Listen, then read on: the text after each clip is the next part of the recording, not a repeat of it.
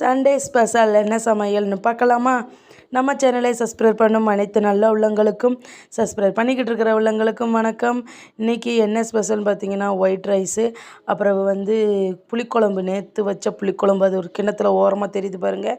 அது என் ஹஸ்பண்டுக்கு ஒரு ஸ்பூன் இருந்தால் விட மாட்டாங்க. ஏன்னா அது நேற்று வச்சு இன்றைக்கி சூடு பண்ணி வச்சா ரொம்ப நல்லாயிருக்கும் அப்படின்னு அவங்களுக்காண்டி இதை எடுத்து வச்சுருந்தேன். அப்புறம் பொரியல் என்னென்னு பார்த்தீங்கன்னா, கொத்தவரங்காய். எங்கள் ஊரில் இது சீனரிக்கான்னு சொல்லுவாங்க, ஒவ்வொரு ஊரில் கொத்தவரங்காம்பாங்க. உங்கள் ஊரில் இந்த காய்க்கு என்ன பேர் அப்படின்னு கமெண்ட் பண்ணுங்கள். அப்புறம் குரல் சரியில்லை, உடம்பு சரியில்லை, வேறு என்ன வழி இல்லாமல் ரசத்தை வச்சாச்சு. இன்றைக்கி சாப்பாட்டுக்கு குழம்பு வேறு எதுவுமே வைக்கல. சூடாக ரசம் குடிக்க குடிக்க தொண்டைக்கு ஏதமாக தான் இருக்குது. தொண்டை போச்சல் ஜலதோஷம் பிடிச்சா இப்படி தொண்டை கட்டுறது இப்போ தான்டா பார்க்குறேன். எங்கள் ஃபேமிலியில் எல்லாத்துக்கும் வந்துட்டு போச்சே, நமக்கு இன்னும் வரலைன்னு நினச்சேன். எனக்கும் வந்துட்டுங்க. அப்புறம் ஆம்லேட்டு, என் பையனுக்கு பெப்பர் போடாமல் ஆம்லேட்டு என் ஹஸ்பண்ட் விரவி கொடுக்குறாங்க. அப்புறம் என் ஹஸ்பண்டுக்கு பெப்பர் போட்டு ஆம்லேட் எடுத்து வச்சாச்சு. எனக்கு பார்த்திங்கன்னா முட்டையை உடச்சி ஊற்றாமல், அதாவது கலக்காமல் அப்படியே முட்டையை உடச்சி ஊற்றி அப்படியே மாற்றி போட்டிருக்கேன். அதாவது அரை வேக்காடும்பாங்களா என்னன்னு தெரில இதுக்கு பேர். இது எனக்கு ரொம்ப பிடிக்கும்.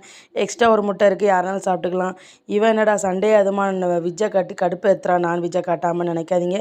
இன்றைக்கி சாப்பாடு இது தான். யாரெல்லாம் சாப்பிட வரீங்களோ சாப்பிட வாங்க.